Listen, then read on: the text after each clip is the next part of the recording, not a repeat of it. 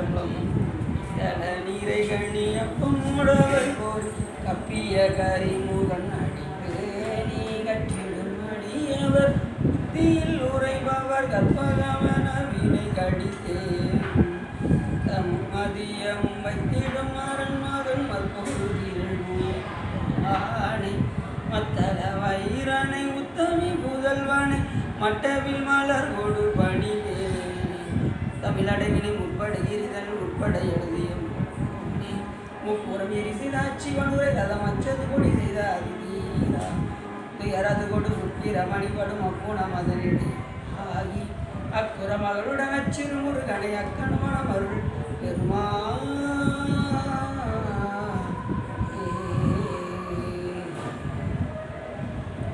எந்தாயும் எனக்கருள் தந்தையும் நீ சிந்தா குணமானவை தீதனையாள் கந்தா கதிவேலவனே உமையாள் மைந்தா குமரா மறைநாயகனே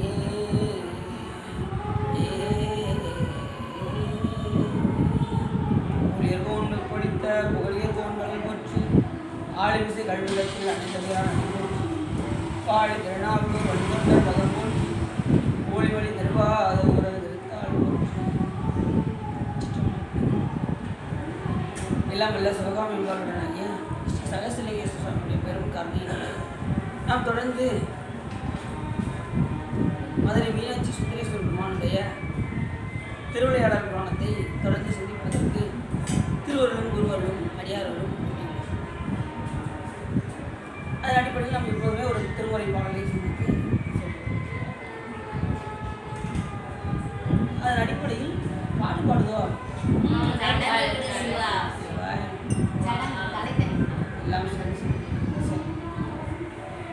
அதன் அடிப்படையில் இன்று திருவாசகத்தில் ஒரு பாடல் என்ன பாடல் மிச்சதின்றி விளைவு செய்குவாய் விண்ணகம் மன்னகம் முழுதும் யாவையும் பயிற்சி வாங்குவாய் வச்சு வாங்குவாய் எங்க இச்சதின்றே சிவபெருமான சிவன் விளைவு செய்வார் விண்ணகம் மன்னகம் முழுதும் யாவையும் வச்சு வாங்குவாய் வஞ்ச புலையினையும் உன் கோயில் வாசலில் பிச்சனாக்கினாய் பெரிய அன்பருக்கு உரியனாக்கினாய் தான் வளர்த்தது ஒரு நச்சு மரம் ஆயினும் கொளார் நானும் அங்கனே உடைய நாதனே அப்படிங்கிறாரு. இதில் என்ன சொல்றாரு அப்படின்னா இப்போ முதல்ல மரம் வந்ததா இல்லை விதை வந்ததா? சும்மா சொல்லுங்க, கெஸ் பண்ணி சொல்லுங்க. மரம். சரி, நீங்க விதை இல்லாமல் எப்படி மரம் வரும்? விதை இல்லாமல் எப்படி மரம் வரும்? ஆனால் மரம் தான் கரெக்டு. என்னன்னா சிவபெருமான் விதையே இல்லாமல் விதையே இல்லாமல் சிவபெருமானாரு மரத்தை. இல்லை சாமி எல்லாம் வல்லவர். அதாவது சொல்ற நிச்சயத்திலேயே விளைவு செய்யக்கூடிய பெருமான் நமக்கு சொல்லும். விண்ணகம் மன்னகம் முழுதும் யாவும் அவர் எப்படிப்பட்டவர்னா நிறைந்து மண் நிறைந்து மிக்காய் விளங்கொழியாய் எண்ணிறந்து எல்லை இலாதானே பெரும் சீரம் பேரு அப்படி சாமி எல்லா பொருளையும் கடந்து இருப்பதனால் இந்த விண்ணகம் மண்ணும் முழுதும் யாவையும் வைச்சு வாங்குவாய். நம்ம இந்த உயிர்கள் எல்லாம் என்ன செய்யறாரு? தனு கரண புவனங்களை எல்லாம் இந்த உயிர்களுக்கு கொடுத்து இந்த மாயா புவனங்களில் நம்மளை எடுத்து செய்து எவ்வளோ நாள் நாம் இங்கே இருக்க முடியுமோ இருக்குமாறு செய்து அப்புறம் என்ன செய்வார்? மறுபடியும் மீண்டும் முடிக்கும். நினைக்கிறீங்களா? விண்ணகம் மன்னகம் முழுதும் யாவையும் வைச்சு வாங்குவாய். நாம எவ்வளோ நாள் இங்கே இருக்கணுமோ அதை யார் முடிவு பண்ணுவோம்? தான் முடிவு பண்ணுவோம். இப்போ உதாரணத்துக்கு சொன்னால் மாட்டு வண்டி மாடு அந்த மாட்டு வண்டி காராக இருக்கான். இப்போ இந்த மாடானது தானாக போய் அந்த மாட்டு வண்டியில் போய் கூட்டிக் கொள்ளுவான். அந்த அறிவு அதுக்கு இருக்கா? சரி, ஏன் அப்படின்னா இது அறிவற்ற பொருள். எது? மாட்டு வண்டி அறிவு அற்ற பொருள். இந்த மாடு அறிவு உடைய பொருள். இந்த மாட்டு வண்டிக்காரன் அறிவுடைய அதுபோல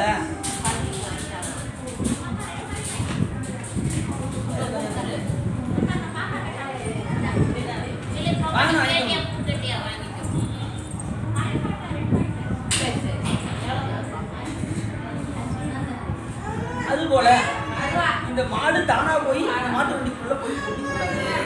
அப்ப அதை கொண்டு போய் அந்த மாட்டு வண்டியில கூட்டுற ஆள் யாரு? அந்த மாட்டு வண்டிக்காரன். அந்த மாட்டு வண்டிக்காரன் இருந்தால் தான் அந்த மாடை கொண்டு போய் அந்த வண்டியில கூட்ட முடியும். இந்த உயிர்களாகிய நாம் இந்த அறிவற்ற அந்த உலகத்தில் கொண்டு போய் இருக்குமாறு செய்வது யாரு? பேரருடைய இதில் கொண்டு வந்து நம்ம என்ன செய்கிறாரு? செலுத்துறாரு. இந்த அறிவற்ற இந்த உலகத்துல அறிவுடைய நம்ம என்ன செய்யறாரு? இருக்குமாறு தனு போன போகங்களை கொடுத்து என்ன பண்றாரு? நம்மளை இதில் நிலை பெற செய்யுது.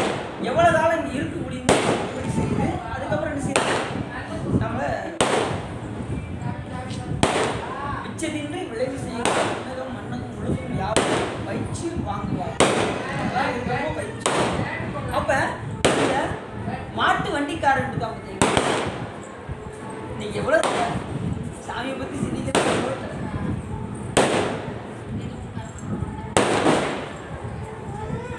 அப்ப இந்த மாடு இந்த வண்டி இந்த மாடை கொண்டு போய் இந்த மாட்டு வண்டியில பூட்டி மூக்கனாக யார் பிடிப்பாங்க? அந்த மாட்டு வண்டிக்காரன் பிடித்து கொண்டு அது எவ்வளவு நாள் எங்க ஓட வைக்கணும், எங்க இழுத்து பிடிக்கணும், அந்த பிடிச்சி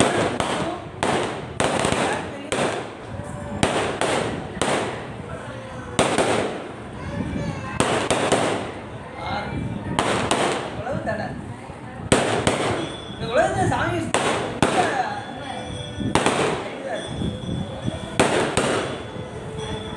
அதுதான் வெடிச்சுட்டே இருக்கு நம்ம. அப்ப மாட்டு வண்டிக்காரன் எவ்வளவு நாள் மாடை கொண்டு போகணும், அது எங்க பிடிக்கணும் அப்படின்னு யாருக்கு தெரியும்? அது போல சிவபெருமான் நம்ம எந்த நேரத்துல எங்க கொண்டு போய் எவ்வளவு நாள் இந்த உயிரை கொண்டு செலுத்தணும், எந்த நேரத்தில் அதை ஒடுக்கணும் அப்படிங்கிறது யாருக்கு தெரியும்? பேரனுடைய இறைவன். அதன்படிதான் சாமி என்ன பண்ணுவாரு? நம்மளை கொண்டு செலுத்துவார். அப்படி செலுத்தி எவ்வளவு நாள் இது நிலைபெற செய்யணுமோ செய்து அதுக்கப்புறம் அதை பயிற்சி வாங்குவார். எதுல? இந்த மாயையில் வைத்து நம்மை அது இந்த மாயில வந்துட்டோம்னு வச்சுக்கோங்க, உச்சனத்தே கிடையாது. உடனே இங்க வந்துட்டாலே உடனே மாயை மயக்கும் செய்யும் அன்றே உடனே மயக்கணும் அந்த மாயை. அதனாலதான் சாமி சொன்னாரு சிவன்மண்ட சாமி நான் புலத்துக்கு போகிறேன் சாமி, கைகள் அஞ்சலி கூப்பி கலைஞான் செய்ய சேவடி நீங்கும் சிறுமையை மையன் மானுடமாய் மயங்கும் வேலையில் ஐயரே என்னை தடுத்து ஆண்டு அருள் செய்யணும் அப்படின்னாரு சாமி. கையில வச்சு சாமி நான் கீழே போகிறேன் சாமி, உன் திருவடி நான் மறந்துட வேண்டிய சாமி அப்படின்னாரு. இல்லை நீ போயிட்டு வா, நான் தக்க நேரத்தில் உன்னை வந்து நினைச்சிறேன் தடுத்து ஆட்கொள்றேன் அப்படின்னாரு. ஏன்னா இங்கே வந்துட்டு என்ன ஆயிரும்? எல்லாருமே ஒரு மாதிரியாவே தெரிவாங்க இங்கே வந்தா. ஏன்னா அப்படிப்பட்ட மாயை. ஒரு விட்ட கிருஷ்ணரும் நாரதரும் அப்படியே வந்துட்டு இருந்தாங்க. உடனே ஒரு நாரதர் கேட்டாரு, கிருஷ்ணன் சொன்னாரு, சாமி இந்த மாயினா என்ன அப்படின்னா, மாயினா அப்படியா போய் தண்ணி கொண்டு வா அப்படின்னாரு. யாரு? கிருஷ்ணன் வந்து என்ன சொன்னாரு? போய் தண்ணி கொண்டு வா அப்படின்னாரு. இவர் நாரதருக்கு போனவர் தண்ணி கொண்டு வரான்னு போனாரு. ஆற்றுல தண்ணி ஓடிக்கிட்டு இருந்துச்சு. இவர் தண்ணியை தானே குடிக்கணும். உடனே அழகான பெண்ணு ஒருத்தி நின்றுட்டு, உடனே தண்ணியை பார்த்தவர் நேரம் அந்த பெண்ணை பார்த்தாரு. எப்படியாவது அந்த பெண்ணை திருமணம் முடிக்க வேண்டும் என்று விருப்பம் வந்துச்சு. உடனே அந்த பெண்ணு போய் கேட்டால் உடனே எங்கள் அப்பாட்ட கெடுத்துட்டு அது வீட்டுக்கு ஓடிச்சு. இவர் அந்த வீடெல்லாம் தேடி பிடிச்சி கண்டுபிடிச்சி அந்த வீட்டுக்கு அந்த பெண்ணோட வீட்டுக்கு வந்தார். அந்த அப்பாவோட போய் சம்மதெல்லாம் கேட்டார்.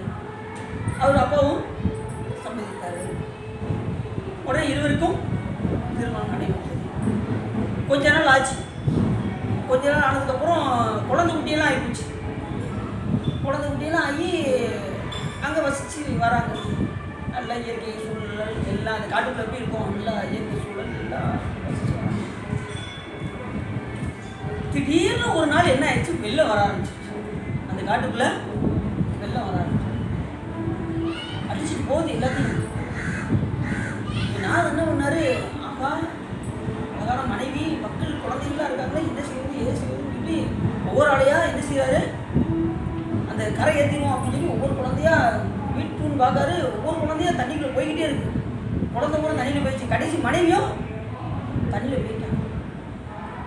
உடனே எப்படி இருக்கும் ஆண்களி அலறி வந்து வேகம் திரும்பி வந்தார்ல, அந்த ஆற்ற கடந்து மறுபடியும் வந்தார்ல, கிருஷ்ணன் நின்றுக்கிட்டு இருந்தார். என்னப்பா தண்ணி கொண்டு வந்தியா அப்படின்னாரு. இது தண்ணி, இந்த தண்ணி கொண்டு வர்ற நேரத்தில் எவ்வளோ விஷயம் நடந்துட்டு பாருங்க. அதுதான் மாயை. தண்ணி கொண்டு வரேன்னு போனார், மாயை மயக்கீரி என்ன ஆயிடுச்சு, பெண்ணை கல்யாணம் பற்றி குழந்தை பற்றி எவ்வளோ நாள் ஆயிருப்பாப்பா யோசிச்சு பாருங்க. நான் தண்ணி தானே கேட்டேன், தண்ணி கொண்டு வந்தியா அப்படின்னாரு. சாமி நீ மாயம் தெரியல, அது இதுதான் மாயை அப்படின்னு காட்டாராம். கிருஷ்ணர் வந்து காட்டியிருக்காரு. மாயை இங்கே வந்துட்டாலே எல்லாருமே ஒரு மாதிரியாவே தெரிவாங்க. என்ன காரணம்னா ஒரு செகண்டில் நம்மளை மயக்கி எதை பார்த்தாலும் நமக்கு ஆசை வந்துருக்குல்ல, அதுக்கு அடிமையாகிறவங்க அதை அனுபவிக்க வேண்டும் என்ற விருப்பம் நம்ம வந்து அப்படி அல்லாமல் நம்ம என்ன செய்யணும், யாருக்கு அடிமையாக இருக்கணும், சிவபெருமானுக்கு தான் அடிமையாக இருக்கணும். மற்றவர்களுக்கெல்லாம் அடிமையாக ஆகக்கூடாது. உலகம் வந்து நம்மளை இழுத்துட்டு தான் போகும். ஒன்று மனம் போகிற வழியில் விட்டுறணும், இல்லையா தன் வசத்துக்கு மனத்தை இழுக்கணும். தன் வசத்துக்குள்ளே மனத்தை இழுத்தோம்னா பிரச்சனை இல்லை. மனம் போன போக்கில் போயிட்டோம்னா நமக்கு பின்னாடி சிக்கல் வந்து அதான் மனத்தை அடக்குவதற்கு தான் வழிபாடு. கூடா ஒழுக்கத்தில் திருவள்ளுவர் அழகாக சொல்லியிருக்கோம். அதனால் மனத்தை இழுத்து பிடிச்சி ஒரு நிலை கொண்டு போகணும். அது போகிற காலத்தில் விட்டுட்டோன்னு வச்சுக்கோங்க, அவ்வளோதான். அது சின்னமாக இப்படி என்ன சொன்னார், வைச்சு வாங்குவாய் விண்ணக மண்ணு முழுதும் வைச்சு வாங்குவாய் பஞ்ச புலையனேனையும். பெருமானே நீ இந்த புலையனேனை கூட நான் விட்டு நாயை விட கீழானவன் அப்படின்னாரு. புலையனேனையும் பொருள் என நினைந்து உன் அருள் புரிந்தனை புரிதலும் கழித்து தலையினால் நடந்தேன் விடைப்பாக சங்கராயனில் மாணவர்க்கெல்லாம் விளையினே அருணையில் இடம் உண்ட நித்தனே என்னை செத்திட பணியாய் திருப்பெருந்துறை வேண்டிய சிவனே அப்படிவாரு நோட்பாடு மாணிக்கவாசன். புலையனேனையும் பொருள் என்ன கூட ஒரு பொருள் நினைச்சு நீ ஆட் பண்ணிய சாமி. அது மாதிரி இந்த இடத்துல இல்லை மஞ்ச புலனையனையும்னாரு. நான் வந்து சாதாரண புலையன் கூட கிடையாது, நான் மஞ்ச புலையனே அப்படின்னாரு. நான் எந்த நேரமும் பிறகு தீங்கு செய்யணுங்கிற எண்ணத்திலே உள்ளவன், என்னையும் போய் நீ எப்படி சாமி ஆட் பண்ண அப்படின்னாரு. மஞ்ச புலையனையும் உன் கோயில் வாசலில் பிச்சை ஆக்கினாய். கோயில் வாசலில் பிச்சை நாய்னா பிச்சை எடுக்கிறது இல்லை, பிச்சை நாய்னா உன்னையே நினைக்குமாறு செய்யுது. அவர் மேலே பித்து பிடிக்கிற மாதிரி ஆக்கி உன்னையே நினைக்க முடியும், உன்னையே சிந்திக்க முடியும், உன்னையே பாட முடியும், உன்னையே எல்லாம் செய்யும்படி நீ என்னை வைத்தாய். அதான் உன் கோயில் வாசலில் பிச்சை நாய்க்கிறாய். பெரிய அன்பருக்கு உரிய நாய்க்கிறாய். பெரிய அன்பர்னா பெரிய அடியார்களோட தான் நம்மளை சொந்தம் கொண்டாடி அவர்களோடு இணைத்து வைத்து அடியாரோட சேர்ந்தோம்னா நமக்கு பிரச்சனை இல்லை. மற்ற நேரத்தில் யாருக்கும் சேர்ந்தோம்னா நமக்கு பிரச்சனை. அப்படி நீதி யாவனை யாவையும் நினைக்கிறேன் நினைப்பவரோடும் கூட ஏதமே பிறந்து இறந்து உழவேன் தன்னை என் அடியான் என்று பாதி மாதுடும் கூடிய பரம்பரை நிரந்தரமாய் நின்ற ஆதி ஆண்டுதன் அடியரில் கூட்டிய விஷயம். மனமான பொருளை நம்ம போகக்கூடாது. நீதி யாவனை யாவையும் நினைக்கிறேன் நினைப்பவரோடும் கூட. நினைப்பவரோடலாம் நம்ம என்ன செய்யக்கூடாது, கூடக்கூடாது. கூட என்ன ஆயிரும், சிக்கல் வந்துடும். நம்ம நினைக்கிறவர்களும் போய் பழகணும் பேசணும் வந்துச்சுன்னு வச்சுக்கோங்க, என்ன ஆகும். அப்போ என்ன செய்யணும், மனதை ஒரு கட்டுப்பாட்டுக்குள்ள நினைப்பவரோடும் கூட எதுவே பிறந்து இறந்து உழல்வேன் தன்னை என் அடியான் என்று பாதி மாதமும் கூடிய பரம்பரை நிரந்தரமாய் நின்ற ஆதி ஆண்டு தன் அடியரில் கூட்டிய. யாரோட இருக்கணும், அடியாரோடே இருக்கணும். இருந்தால் பிரச்சனை இல்லை. அவரை விட்டு விளையிட்டோன்னு வச்சுக்கோங்களேன், நமக்கு பின்னாடி வந்து விட்டுக்கணும். அடியாரோட இல்லைன்னா இன்னும் எப்படி வரும், நம்ம சார்வது அடியாரோட சரி. சரி, விண்ணகம் மண்ணுகம் முழுதும் யாவையும் வைச்சு வாங்குவாய். அப்புறம் சொன்னாரு வஞ்ச புலையனேனையும் பொருள் என நினைந்து உன் கோயில் வாசலில் பிச்சனாக்கினாய் பெரிய அன்பருக்கு உரியனாக்கினாய் தான் வளர்த்தது ஓர் நச்சு மரம் ஆயினும் கொலா அப்படின்னு. எப்பேற்பட்டவரும் நீங்கள் செடி வளர்க்கீங்கன்னு வச்சுக்கோங்க, வீட்டில் மரம் வளர்க்கீங்க, நல்லா வளர்த்துட்டே வரீங்க. கொஞ்ச நாள் அது என்ன செடி தெரியுது, நச்சு செடி தெரியுது. இருந்தாலும் நீங்கள் உங்களுக்கு ஒரு அச்சம் வரும், இவ்வளோ தூரம் வளர்த்துட்டோமே அதை போய் வெட்டுவதா அப்படிங்கிற ஒரு யோசனை. அதுபோல் நான் சாமி நான் நச்சு மரம் ஆயிரமும் போகலாம், நான் நச்சு மரம் தான், நான் தீவனம் பிடிச்சவன் தான், நான் வஞ்ச புலையன் தான். ஆனால் நீ என்ன செய்யக்கூடாது, என்னை வெட்டிடக்கூடாது, அந்த மரத்தை மாதிரி என்னை வெட்டிடக்கூடாது, என்னை இந்த அடியார் கூட்டத்துலேருந்து என்னை விளைக்கிடக்கூடாது அப்படின்னு சாமிகிட்ட கேட்கக்கூடாது. வஞ்ச புலையனையும் கோயில் வாசல் பிச்சனாக்கினாய், பெரிய அன்பருக்கு புரியனாக்கினாய், தான் வளர்த்தது ஒரு நச்சு மரம் ஆயினும் கொள்ளாமல் நானும் அங்கனே உடைய நாதனே. மனே நீ எப்படிப்பட்ட கருணையாளர், நீ எப்பேற்பட்ட கருணையாளர், நீ தீயவர்களுக்கெல்லாம் நன்மை செய்யக்கூடிய கருணை கடலாயிடுச்சு அப்படின்னு அப்படி கருணையே அடிவான கருணையே உருவாக கருணையே உருவமாய் கற்பனை கடந்து கருணையே உருவமாகி அற்புத கோட நீடி அருமறை சிறத்தி மேலும் சிற்பர கோபமாகும் திருச்சிற்றம்பலம் என்று ஒப்புடம் நடவு செய்கின்ற அப்படி கருணையே உருவாகிய சிவபெருமான் எப்பயுமே அடியார்கள்னு வந்துட்டாங்கன்னா அவர் என்ன செய்வார், சிவபெருமான் அவரை அடைக்கலாம் தேடி வந்த உயிர்களை காப்பது அவருடைய கடன். அதை என் கடன் பணி செய்து கிடப்பது, தன் கடன் அடியேறையும் நம்முடைய கடன் பணி செய்து கிடப்பது, அவருடைய கடன் யார் தாங்குவது, பணி செய்கிற அடியார்களை தாங்குவது அவருடைய கடன். ரெண்டாவது இன்னொரு அவர் தாங்கினா தான் நம்ம பணி செய்யவே முடியும். ரெண்டு பொருள் இருக்கு, அவர் தாங்கினா தான் நம்ம பணி செய்ய முடியும், நம்ம பணி செஞ்சால் அவர் கண்டிப்பாக தாங்குவார். ஆக ரெண்டு பொருள். சரி, இப்போ நம்ம புராணத்துக்கு போயிருவோமா? சங்கப்பலகை தந்த பழகம் முதல் எடுத்ததுமே வங்கிசேகர பாண்டியன் ஏற்கனவே பார்த்தோம். வங்கிசேகர பாண்டியன் செங்கோல் நன்கு நடைபெறும் காலத்திலே காசிப்பதியின் கண் பிரம்மதேவன் 10 அசுவமேத யாகத்தை தேவர்கள் மகிழும்படி வேத விதிப்படி செய்து முடித்தார். வேத விதிப்படி என்ன செஞ்சா 10 அசுவமேத யாகம் காசியில் போய் பண்ணான். எதுக்காக? இந்த தேவர்கள் எல்லாம் மகிழும்படி அந்த யாகத்தை போய் எங்கே போய் செஞ்சா? காசி என்பதில் போய் பிரம்மதேவன் செஞ்சார். ஏன் காசினா காசி வந்து அவ்வளவு முக்கியமான ஒரு தலம். சிவன் உலகத்தில் வந்து முதல்ல எதை பார்த்தாரு? கேதாரத்தை பார்த்தாரு. ரெண்டாவது எங்கே போனார்? காசி நிறுத்தம் போனார். குபேரனோடு வரும்போது முதல்ல கேதாரம், அதன் பின் காசி. நம்ம சைவர்களுக்கு எது தலையாய ஒரு புனித யாத்திரை எது அப்படின்னா காசி.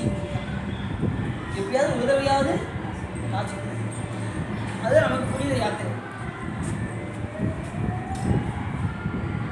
கைலாயம் கூட எல்லாரும் போக முடியுமான்னு சொல்ல முடியாது, ஆனால் காசிக்கு உதவியாவது கண்டிப்பாக போயிடும்.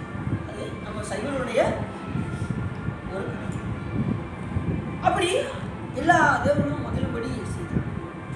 அப்பொழுது இதே மாதிரி தான் பார்த்தீங்கன்னா தில்லைவாழந்தர்கள் இதில் வந்து பார்த்தீங்கன்னா பிரம்மதேவர் காசியில் போய் யாமலம் 3000 அந்தரங்களை கொண்டு போய் 3000 தேரை செஞ்சு கடைசி பார்த்தா ஒரு தேர் குறைஞ்சிடும். ஒரு தேர் குறைஞ்சி ஒரு அந்தரங்கள் இருக்க மாட்டாங்களா? அப்போ ஒரு 2999 ஒரு ஆள் இருக்க மாட்டாங்க.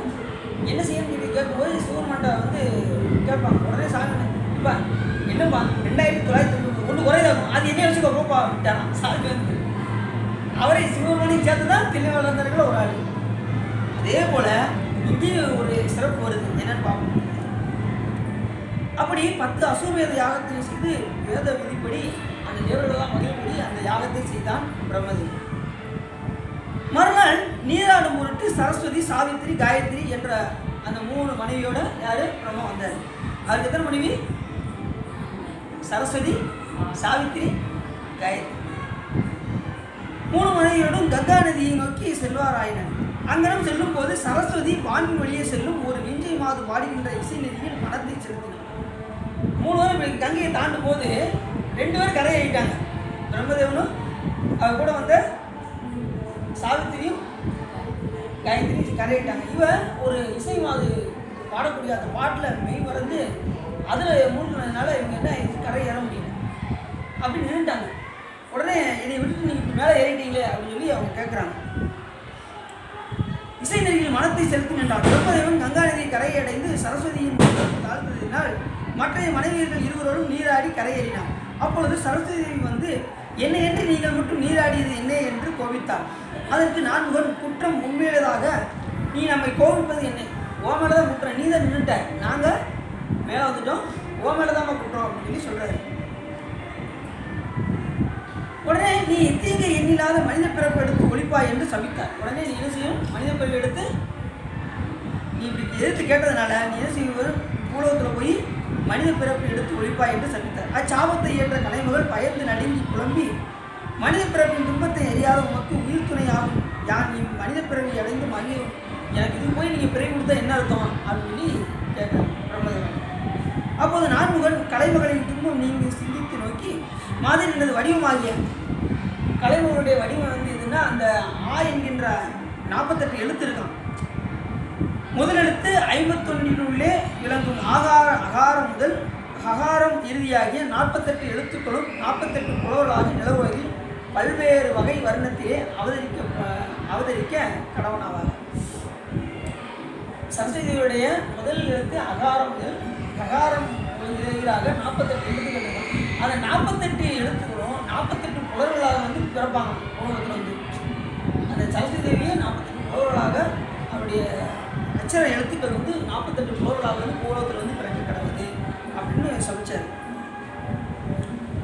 உடனே நிலவுலகத்துக்கு அவங்க 48 பேரும் என்ன செய்யாங்க, புலவர்களாக வந்து கீழே வந்து புலவத்தில் வந்து பிறக்க வந்துட்டாங்க.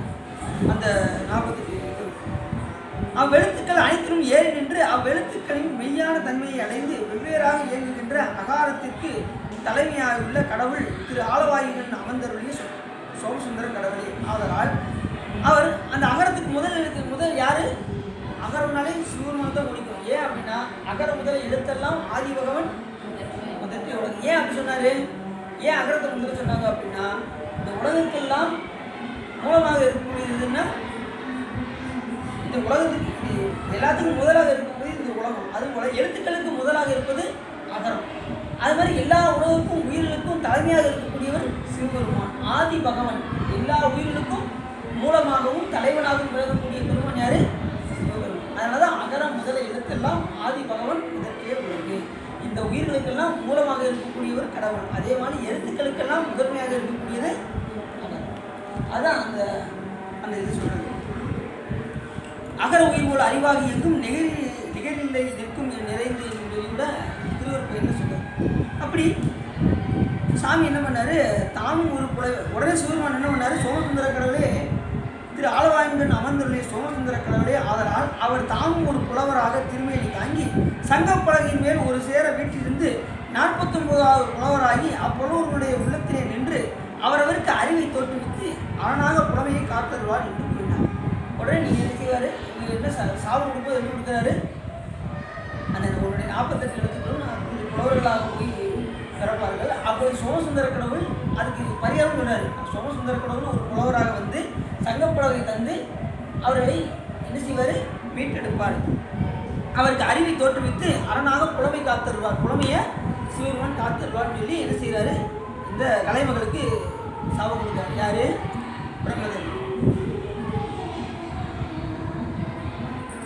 இப்போ யார், இப்போ 49 புலவர்கள் பார்த்தீங்களா, ஏற்கனவே 48 எழுத்துக்கள். இப்போ சிவபெருமானும் சேர்ந்து 49வது வருவாங்கன்னு சொன்னாங்க பார்த்தீங்களா. முதல் சங்க காலம், இடைச்சங்க காலம், கடைச்சங்க காலம் 3 காலம் இருக்குது. இதில் முதல் சங்க காலத்தில் எத்தனை புலவர்கள் இருந்தாங்கன்னா மதுரை பகுதியில் 4449 புலவர்கள் இருந்தாங்க. இடைச்சங்க காலத்தில் 449 புலவர்கள் இருக்காங்க. இப்போ கடைச்சங்க காலத்தில் எத்தனை இருக்காங்க, வெறும் 49 புலவர்கள்.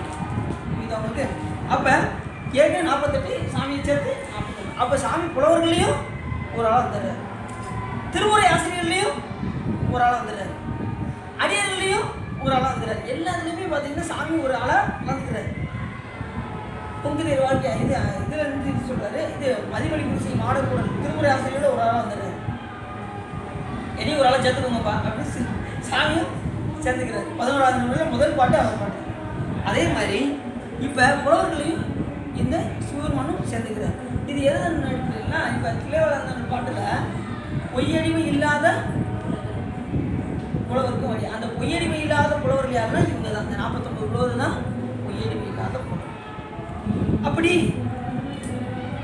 இந்த 48 பேரும் பிரம்மதேவன் கட்டளைப்படி அகாரம் முதலாகிய 48 எழுத்துக்களும் வெவ்வேறு மக்களாய் பிறக்க அவர்கள் பல கலைகளின் வகைகளை தெரிந்து சமஸ்கிருத மொழியும் மற்றைய 18 மொழிகளையும் ஆராய்ந்தறிந்து தமிழிலே தலைமை புலமையை அடைந்தார்கள். அந்த மொழிகளில் 18 மொழி இருக்கும். அதில் சமஸ்கிருதம் யாரால் தோற்றுவிக்கப்பட்ட மொழி, சிவபெருமானால். சமஸ்கிருதம் தமிழ் தமிழும் அதிலே சாமி வந்து என்ன செய்கிறாரு அதை உருவாக்கிறார். வடமொழியும் தென் தமிழும் மறைகள் நான்கும் ஆனவன்கான். வானவன்கான் வானவருக்கு மேல் ஆனவன்கான். வடமொழியும் தென் தமிழும் மறைகள் நான்கும் ஆனவன். யார் சொல்கிறான்? அப்போ சாமி சொல்கிறான். அப்போ வடமொழியை தோற்றுவித்தது யாரு? தென் தமிழை தோற்றுவித்தது யாரு? ஆனால் முதல் தோன்றிய மொழி எது? நம்ம என்ன சொல்லுவோம்? கல் தோன்றி முன் தோன்ற காலத்தில் முன் தோன்றி மூத்த மொழி தமிழ் சொல்லுவோம். ஆனால் சாமி ரெண்டுமே தான் தோற்றிருக்கிறாரு. ஆனாலும் அது அண்ணன் இது தம்பி போல. இது போல வடமொழி அண்ணன் போல தமிழ் மொழி. இந்த தமிழ் மொழி எல்லா மொழிகளையும் வென்று சமஸ்கிருதத்துக்கு பக்கத்தில் போய் நிற்கக்கூடிய ஒரு தகுதி இந்த தமிழ் மொழிக்கு மட்டும்தான் உண்டு. எந்த மொழிக்கும் சிறப்பு கிடையாது. அதுதான் வடமொழியை பான்மைக்கு வகுத்தருளி அதற்கு இணையாக தொடர்புடைய அப்படின்னு சொல்றாரு. அதற்கு இணையாக தொடர்புடைய தென் தமிழை குறுமொழிக்கு உபதேசம் செய்தார். யாரு? சிவபெருமான். அப்படிப்பட்ட ஒரு அந்த வடமொழியெல்லாம் கலை தேர்ந்திருக்காங்க இந்த 48 புலவர்கள். அவர்கள் பொன்னும் மணியும் கலந்த ஆவரணங்களை அன்றி ருத்ராஜ மாலையும் உண்டனர். மற்ற புலவர்களை காட்டிலும் என்ன செய்யறாங்க? ருத்ராஜ மாலை போட்டிருக்காங்க 48 புலவர்களும். அதுதான் ரொம்ப சிறப்பு. பொன்னும் மணியும் கலந்த ஆபரணங்களே அன்றி ருத்ராஜ மாலையும் பூண்டனர். நில ஒளி போலும் திருவெண்ணீர் அணிந்தனர். ருத்ராஜமும் திருநீரும் அணிஞ்சிருக்காங்க. அதான் புலமைக்கு ஒரு அழகு. புலவர்கள் எப்படி இருக்கணும்? திருநீர் ருத்ராஜம் அணிஞ்சிருக்கணும். அது நிறைய பேர் அப்படி அல்லாதவர்களும் இருக்காங்க. அல்லாத புலவர்களும் இருக்காங்க, அணிந்த புலவர்களும் இருக்காங்க. அது இவருக்கு சங்க காலத்து புலவர்கள் எப்படி இருப்பாங்க? கழிச்சு அந்த அது மதுரை பகுதியில் இருக்காங்க. இருக்கக்கூடிய பெருமன் யாரு? சொக்கநாத கடவுள்.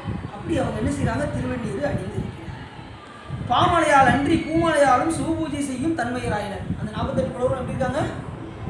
உபூதியை தரிச்சிருக்காங்க, ருத்ராஜ மாலை போட்டிருக்காங்க. பாமாலையோடு சேர்ந்து பூமாலையும் சாப்பிட்றாங்க. பாமாலைன்னா என்ன?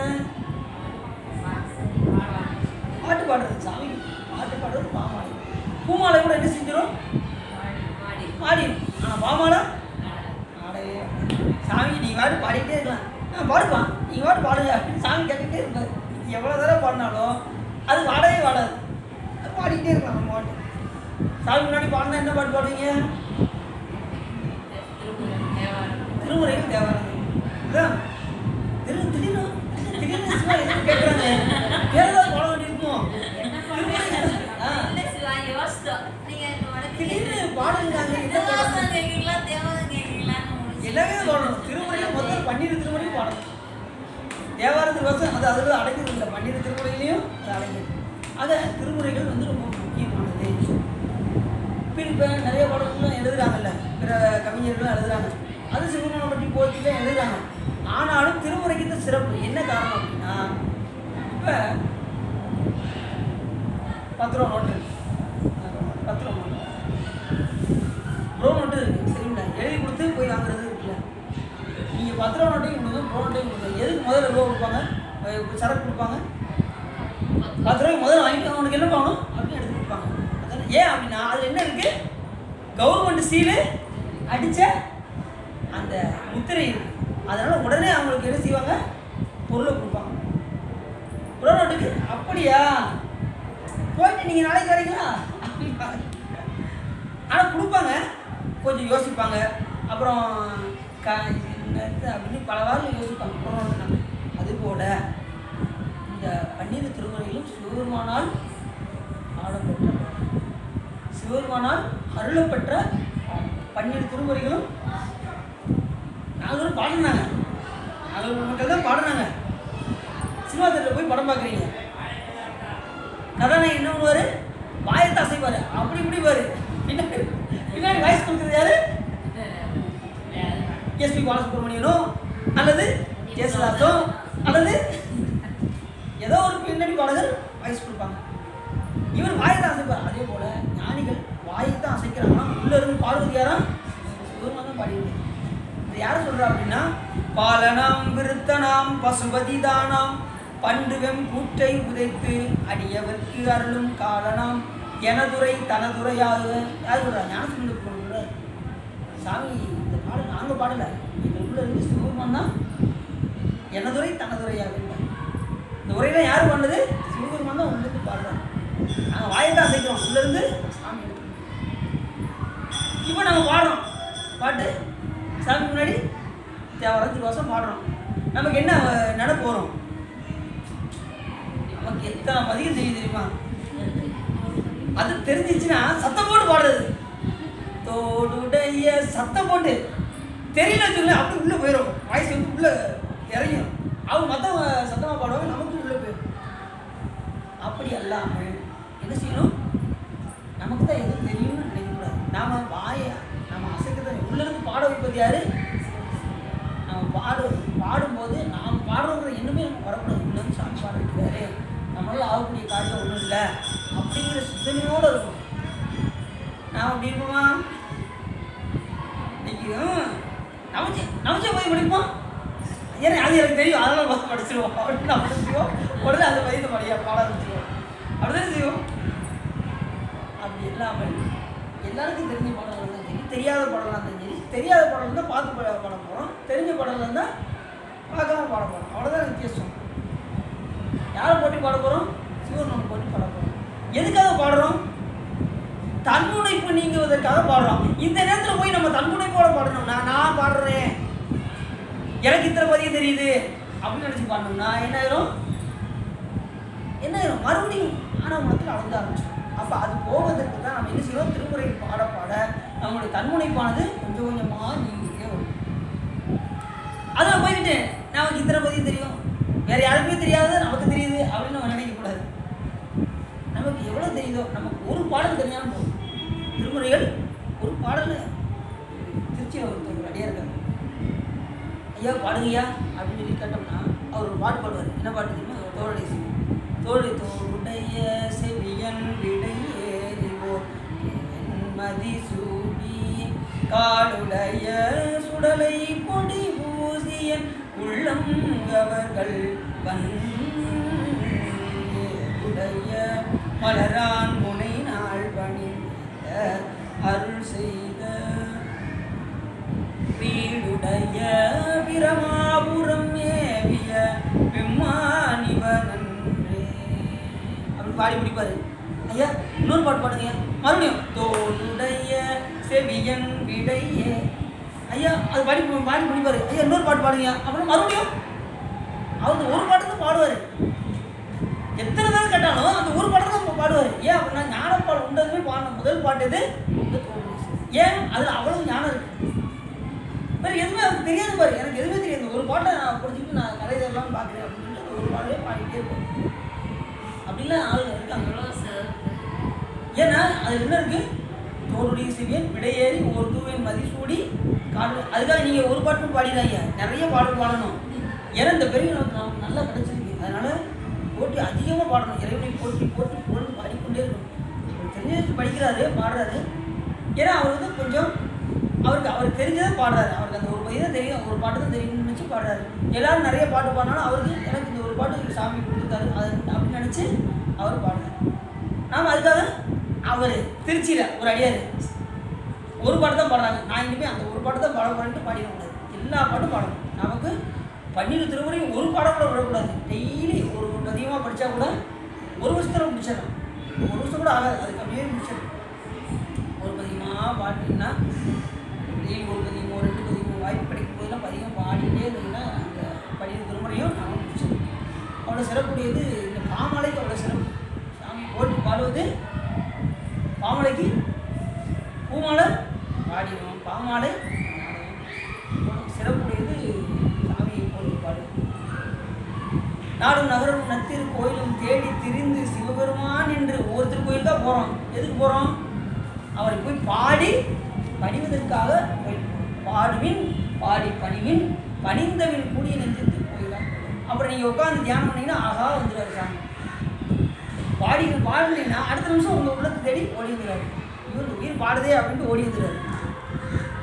அந்த உருக்கம் தான் மருவிய மலர்பாதம் மனத்தில் வளர்ந்து உள்ளுருக தெருவுதோறும் மிக அலறி சிவபெருமான் என்று ஏற்றி பரியனின் பரந்தருணை தடங்கடலில் படிவாமாறு அருள் எனக்கு இங்கு இடைவருதே இடம் கொண்ட அம்மானே அப்படிவாரு மாணிவாசகர்.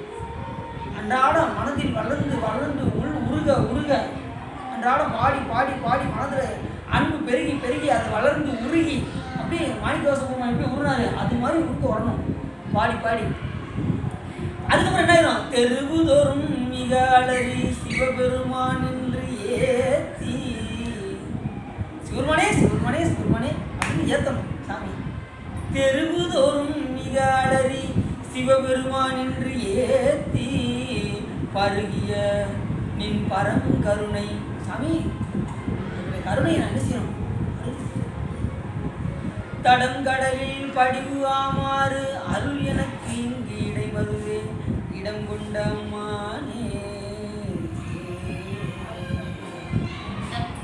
சாமியை போற்றி பாடி பாடி மனதில் அன்பு வளர்ந்து வளர்ந்து அதுக்குள் உருகி உருகி அதனால் அவரை பாடி பாடி பணிந்து உருகி உருகி நெகிழ்ந்து அதுக்கப்புறம் என்ன ஆகும், தெருவுதோறும் மிக அலறி சிவபெருமான் என்று ஏற்றி அவரை வாழ்த்தி வாழ்த்தி வாழ்த்த வாயும் நினைக்க மட நெஞ்சும் தாழ்த்த சென்னியும் தந்த தலைவனை சூட்டமா மலர் தூவி துதியாதே வீழ்த்தவா விலையே.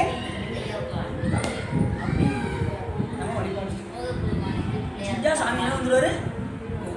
அது மாதிரி சிவபூஜை ரொம்ப முக்கியமானது. பாமாலை, அதுக்கப்புறம் பூமாலை, அதோடு சேர்ந்த சிவபூஜை எல்லாமே சிவபூஜையில் அடங்கிறோம். நீங்க சிவபூஜையில் சரி கிரியை யோகம் ஞானம் எல்லாமே எதில் வந்து அடங்கிறோம். காலையில் நீங்கள் சிவபூஜை பண்ணுறதுக்கு என்ன செய்வீங்க, முதல்ல பெருங்குளர் காலை மூழ்கி குளிச்சுவீங்க, அப்புறம் பித்தருக்கு பக்தராகி உட்காந்துருவீங்க உள்ள பூஜையில். அதுக்கு முன்னாடி என்ன செய்வீங்க, அருங்கோடு மலர்கள் பறித்து உட்காந்துருவீங்க. சரி வந்துருச்சா, மலர் பறிக்கிறது சரி வந்துச்சு. கிரியை உட்காந்து சிவபூஜை பண்ண போகிறீங்க. கிரியை யோகம் மனதில் அகப்பூஜை செஞ்சுட்டு தான் சிவபூஜை பண்ணுவீங்க யோகம். அப்புறம் இந்த 3 செஞ்சுக்கிட்டே இருந்தீங்கன்னா உங்களுக்கு வந்து வருவது சாமியை கொடுத்துருவாரு சிவபூஜை எல்லாம். அப்புறம் முடிஞ்சதும் பாத்திரத்தை விளக்க சரி, அப்புறம் சாமி போட்டி பாட கிரியை, அப்புறம் யோகம் மனதால் இன்னைக்கு யோகம். அப்புறம் இது அன்றாட வளர வளர வளர வளர ஞானம் உண்டாகிட்டே இயல்பாக அப்படியே தேங்கிட்டே வரும். அதிகமாக சிவபூஜை பண்ணி நிறைய பண்ணணும், திருக்கோயிலுக்கு போகணும் அப்படிங்கிறது என்ன அதிகமாக வர ஆரம்பிச்சிடும். அப்படி செஞ்சால் நல்லது. இந்த பிறவியில் பிறந்த பிறவியில் வேணியம் செல்வன் அப்படி இறைவனை விடக்கூடாது. உண்மையே உன்னை சிக்கனை பிடித்தேன் எங்கு எழுந்து அறுபது ஏழு பிடிச்சி விடணும். நாம கூட மறந்துடுவோம், சிவபெருமான் நம்மளை விடவே மாட்டார். நாம கூட விட்டுருவோம், மறந்துடுவோம். அவர் இவை பொழுதும் என் நெஞ்சில், நம்ம கண்ணு மூடி முடிக்க கூட நம்ம கூட தான் இருக்கிறான். அவர் நம்மளை விட்டு பிரியவே இல்லையா. அவர் நம்மளை விட்டு பிரிஞ்சு போனால் என்ன ஆகும் நான் சொல்லட்டுமா, ஒரு உதாரணம் சொல்லட்டுமா. நம்ம உயிருக்கு உயிராக இருக்காரா சாமி, எப்பா இருப்பா நான் அந்த போயிட்டு வந்துடுறேன் வெளியே அப்படின்னு உயிரை விட்டு போயிட்டாருன்னு வச்சுக்கோங்க, என்ன ஆயிரும், இது உடம்பு சமமாயிரும். அதனால சாமி எங்கே நம்மளை விட்டு எங்கேயும் நீங்கள் நம்ம கூடயே தான் இருக்காரு. ஒவ்வொரு பிறவிலையும் தாயாய் தொடர்ந்து நின்ற தாயானை, தவமாய தன்மையானை, தலையாய தேவாதி தேவர்க்கு என்றும் செய்யானை, தென் கூடல் திரு ஆளுவாய் சிவனடியே சிந்திக்க பெற்றேன். சரி, அப்படி பூமாலை பாமாலை சிவபூஜை எல்லாம் என்ன யார் பண்ணுறா, இந்த 48 புலவர்களும் பண்ணுறாங்க. சிவபூஜை செய்யும் தன்மையிலாயினர். இத்தகைய புகழ்பெற்ற இப்புலவர்கள் நாடுகள் தோறும் சென்று புலமையால் அங்குள்ளவர்களை வென்று வென்று வண்டியை வண்டியை பேசி பேசி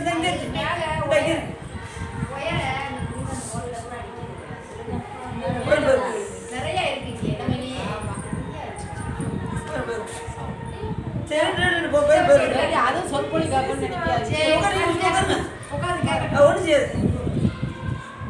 அது மேலே ஏறிச்சு. ஏன் போய் அது வாட்டி நீங்கள் மேலே லேஸ் தலையாது.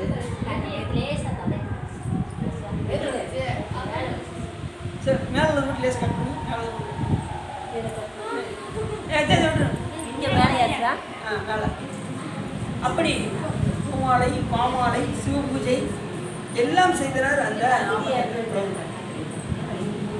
இத்தகைய புகழ்பெற்ற இப்புலவர்கள் நாடுதோறும் சென்று புலமையால் அங்குள்ளவர்களை வென்று வென்று பொருணை ஆகிய தாமிரபரணி நதி வளங்கொழிக்கும் பாண்டி நாட்டினர் வந்து பாண்டியனின் நகரமாகிய மதுரையை நோக்கி வருவாராயினர். இந்த 48 புலவர்கள் எங்கே வந்தாங்க, மதுரையை நோக்கி வந்தாங்க. அங்கே என்ன நதி ஓடுதுனாங்க, தாமிரபரணி ஆகிய பொருணைனா என்ன நதி, தாமிரபரணி நதி. அது எங்கே ஓடுது, திருநெல்வேலியில் ஓடுகிறது. இங்கே ஓடுற மதுரை நதி ஓடுறது வயல், மதுரையில் வயல் ஓடுது. அதுதான் எல்லாம் பிரியுது, வயலில் இருந்து எல்லாமே பிரிஞ்சு தாமிரபரணி எல்லாம் பிரிஞ்சு போகுது. மொத்தத்தில் கங்கையிலேருந்து தான் எல்லாமே எல்லா நதியும் உருவாங்க. அப்படி பாண்டி நகரமாகி மதுரை நோக்கி வருவாயினார். அப்போது பற்பல கலை பணுகளின் பயனாய் நின்ற ஞானமூர்த்தியாய் ஆளவாய் அண்ணலுமாகிய சோமசுந்தர கடவுள் கல்வியும் கேள்வியும் நிறைந்த ஒரு புலவராகி அப்புலவர்கள் எதிரே சென்று நீங்கள் யாவர் என்று என்றும் நீங்கள் எங்கிருந்து வருகின்றீர்கள் என்று சிவருமான என்ன செய்யாராம், ஒரு புலவராக நின்று அந்த 48 புலவர்களையும் நீங்கள் எங்கிருந்து வரீங்க அப்படின்னு கேட்குறாரு. இங்கே மதுரைக்கு வந்திருக்காங்க. மதுரையில் யார் இருக்கா? நம்ம சொக்கநாத பெருமாள். அவர் ஒரு புலவராகி அவங்கள வரவேற்கிறார். நாங்கள் புலவர்கள் அடைந்தாரது பாவத்தை போக்கும் பொருளை சூழ்ந்த பாண்டி நாட்டிலிருந்து வருகின்றோம் என்றார்கள். தனியே வந்த புலவராகிய ஞானமூர்த்தி, நீங்கள் இனிய தமிழ் வளரும் ஆளவாயிலே எழுந்தருளிய எமது கருணைமூர்த்தியாகிய சோமசுந்தர கடவுளின் திருவடியை வணங்கல் வேண்டும். ஆதலால் இப்பொழுதே வர கடவீர் என்று கூறியல அப்புலவர்கள் எங்களுக்கு அளவில்லாத வினைகளை தீர்த்தருளும் சோமசுந்தர கடவுள் தாங்களே என்றார். சாமி என்ன பண்ணாரா, இங்கே நம்ம சோமசுந்தர கடவுள் இருக்காரு, வாங்க தரிசனம் பண்ணுவோம் அப்படின்னு சொல்லி அவருக்கு அழைக்கிறாங்க. எங்களுக்கு அவரை காட்ட போறீங்களா, அப்போ நீங்களே எங்களுக்கு சோமசுந்தர கடவுள் அப்படின்னாங்களா அந்த புலவர்கள் தான். சாமியே சிவபெருமான் என்ன செய்யறாரா, வாங்க உங்களை தரிசனம் பண்ண கூட்டு போறேன்னு சிவபெருமான் சொல்றாரு. உடனே அவங்க என்ன பண்ணாங்க, சோமசுந்தர கடவுள் அப்புலவர்களை அழைத்து கொண்டு மதுரையை அடைந்து ஆளவாயங்களை வணங்கி வைத்து மறைந்தருளினார். உடனே அவங்களை காமிச்சிட்டு சாமி மறைஞ்சிட்டார். புலவர்கள் ஆச்சரியம் அடைந்து இது பிறைமுடியை மறைத்து வந்த பெருமானின் அருட்சியில் என்று தெளிந்து சோமசுந்தர கடவுளை வெவ்வேறு செயல்களினாலே துதித்து புகழ்ந்து வணங்கி கொண்டு வங்கிசேகர பாண்டியனை போய் கண்டனர். உடனே சாமி மறைஞ்சது உங்களுக்கு ஆச்சரியமாக போச்சு. ஆக எல்லாம் சாமியுடைய திருவருள் அருட்செயல் என்று எண்ணி உடனே வங்கிசேகர பாண்டியனை போய் என்ன செஞ்சாங்க, போய் பார்த்தாங்க. யாரு? இந்த 48 புலவர்கள். வங்கிசேகர பாண்டியன் தன்னிடம் அந்த புலவர்களில் அறம் நிறைந்த கல்வி ஒழுக்கங்களையும் தகுதிகளையும் கண்டு இவர்கள் சிறந்த சான்றவர்கள் என்று கருதி மனமகிழ்ந்து அவர்களுக்கு பற்பல வரிசைகளை கொடுத்து சோமசுந்தர கடவுளின் திருக்கோயிலுக்கு வடமேற்கு திசையில் ஒரு சங்க மண்டபம் அமைத்து அவர்களை தங்க வைத்தார். யாரு? மன்னர் அவங்களோட புலமையை கருதி அவங்க சிறந்து பாடுறாங்க வைக்கிறாங்க அப்படின்னு சொல்லி அவங்களுக்கு ஒரு சங்க மண்டபம் அமைத்து கொடுத்தாராம் இந்த மன்னர். அது கண்ட முன்னை புலவர்கள் மனம் புழுங்கி இவங்களுக்கு மண்டபம் வச்சது மற்ற புலவர்களும் என்ன ஆயிடுச்சு, எப்பயுமே நமக்கு என்ன ஆகும், நம்ம ஆளுகளுக்கு ஒருத்தர் ஒன்று கொடுத்துன்னு வச்சுக்கணும், இன்னொரு இப்படி எப்படி கொடுத்தாங்க, இப்படி இவங்களுக்கு எப்படி கொடுத்தாங்க இருக்குமா இருக்காதா அந்த பொறாமை. இப்போ வேற ஒரு பரிசு பொருள் 100 ஆளுக்கு கொடுத்தாங்க, 100 ஆளுக்கு கொடுத்தாங்கன்னு வச்சுக்கோங்க, கூட இருக்கிறவங்களுக்கு என்ன ஆகும், நமக்கு கிடைக்காம போச்சு. அடுத்த தடவை ஒரு போட்டி வச்சுருக்காங்கன்னு வச்சுக்கோங்க, ஒரு சைக்கிள் போட்டி வச்சுருக்காங்க, 2 பேரும் ஃப்ரெண்ட்ஸாக இருக்காங்க. ஒருத்தருக்கு பரிசு ஒரு ஆளுக்கு தான் கிடைக்கும், ஒரு ஆளுக்கு கிடைக்காது. ஒரு ஆளுக்கு கிடைச்சிச்சுன்னா என்ன ஆகும், ஏறவனுக்கு கிடைச்சிருந்தா கூட எனக்கு நான் இவ்வளோ தூரம் வந்துருக்கேன், இவனுக்கு போய் கிடைச்சிருக்கேன் அப்படின்னு என்ன செய்வாங்க, உடம்பு புளிஞ்சு என்ன செய்வாங்க, வருத்தப்படுவாங்க. 2வது அடுத்த தடவை நீ சைக்கிளை பஞ்சர் ஆகி கொடுக்கணும், அப்படின்னா தான் என்ன செய்ய மாட்டான், விளையாட்டுக்கு வரமாட்டான். அப்படி பொறாம வந்துடும். அதுதான் பொறாமை. அடுத்தவங்களை கவிழ்க்கணும்னு நினைப்பது பொறாமை. போட்டிங்கிறது அடுத்த விட நம்ம ஜெயிச்சு காட்டணும் அப்படிங்கிறது போட்டி, அவனை கவிழ்த்தணும்னு நினைப்பது பொறாமை. அப்படிதானே செய்வாங்க. அதே போல மற்ற புலவர்களுக்கெல்லாம் என்ன வந்துச்சு, இவர்கள் மேல் பொறாமை. சங்க புலவரோடு வாதி செய்ய உடனே அந்த புலவரோடு வாதி செய்கிறாங்க. இங்கே உள்ள சங்க புலவர்கள்லாம் வாதி செய்கிறாங்க. இவங்க அத்தனை பேர்த்தையும் வாதில் வென்று காமிக்கிறாங்க. அந்த 48 புலவர்கள் புலவை மதிப்பு இழந்து வருகின்றனர். இவர்களை போலவே அயல்நாட்டு புலவர்களும் செருப்புடன் பலமுறை வினாவி வாதிக்க அவர்களிடம் மன திற்பமும் கெடும்படி சங்கப்புலவும் வென்று விளைஞர். அவங்க வடநாட்டிலிருந்தெல்லாம் இவர்கிட்ட புலமையில் பேசி பார்க்குறாங்க. அப்பயும் முடியல. இப்போ இந்த புலவர்கள்லாம் இருக்காங்க பார்த்தீங்களா, இதெல்லாம் என்ன பண்ணுவாங்க, இந்த கதை எல்லாம் கவனம். அவைப்பாட்டி ஒரு முறை என்ன பண்ணாங்க, அம்பருக்கிற இந்த ஊருக்கு வந்தாங்க சோழநாட்டில். அங்கே ஒரு தாசி பெண்ணு என்ன செஞ்சா இருந்தான். அவைப்பாட்டி அப்படி அம்பருக்கிற ஊருக்கு அப்படி வந்தாங்க. அந்த தாசியோட வீட்டு திண்ணையில் அந்த காலத்தில் திண்ணை கட்டி தானே வீடு வச்சுருப்பாங்க. யாத்திரை போகும்போது அங்கங்கே தங்குவாங்க. அப்படியே அந்த தாசி வீட்டில் தங்கியிருந்தாங்க. யார்? அந்த அவைப்பாட்டி. உடனே அவள் வெளியில் இந்த பாட்டி உட்காந்து சொல்லி கூழ் கொண்டு கொடுத்தான் அந்த தாசி. உடனே அதை வாங்கி குடிச்சிட்டு அந்த செவத்தில் ஒரு வாசம் வெளியிருந்தது. தண்ணீரும் காவிரியே தார்வேந்தன் சோழனே அப்படின்னு அந்த இதில் எழுதிருந்துச்சு. தண்ணியும் காவிரியே மண்டலமும் சோழ மண்டலமே அப்படின்னு சொல்லி அந்த இதில் எழுதியிருந்தோம். அதை பார்த்ததும் என்ன மீதி பாதி எழுத காணும், 2 வரி தான் எழுதியிருக்கு அப்படின்னு சொல்லி சொன்னதும், அதை ஏன் கேட்குறீங்கம்மா, இந்த கம்பர் இருக்காரே கம்பர், ஆமாம், அவர் யாரையும் போட்டி பாடினார்னா அந்த குடும்பம்லாம் சீரும் சிறப்புமாக இருக்குன்னு சொல்லி கேள்விப்பட்டு அந்த கம்பரை பார்த்து என்னை பொழுது ஒரு பாட்டு பாடுங்கன்னு சொல்லி சொன்னேன். அவர் என்ன பண்ணிட்டாரு, நான் 1000 பொற்காசு கொடுத்தா தான் பாடுவேன்னாரு. ஏன்ட்ட 500 பொற்காசு தான் இருந்துச்சு. நான் இருக்கிறத பூரா அவர்கிட்ட கொடுத்தேன். அவர் முழுசாக பாடாமல் பாதையை பாடிட்டு போயிட்டாரு அப்படின்னு சொல்லிச்சு. அது அம்மா அதில் 2 வரி மீதி பாதி எழுதலை. நீ கொடுத்த ரூபாய்க்கு இவ்வளோதான் அப்படின்னு சொல்லி எழுதி. அதை காசுக்கு கம்பர்னு ஒரு பழமொழியே இருக்குது. காசு கொடுத்தா தான் அவர் எழுதி வரோம், புலமை எழுதுவார். புலவர்கள்லாம் அப்படி இருக்காங்க. உடனே அமைப்பாட்டி பார்த்துட்டு கூட சாப்பிட்டாலா, உடனே சாப்பிட்டுட்டு நீ கவலைப்படாதம்மா, மீதிக்கு வரியே நான் எழுதுறேன் அப்படின்னு சொல்லிட்டு பெண்ணாவாள் அம்பர் சிலம்பி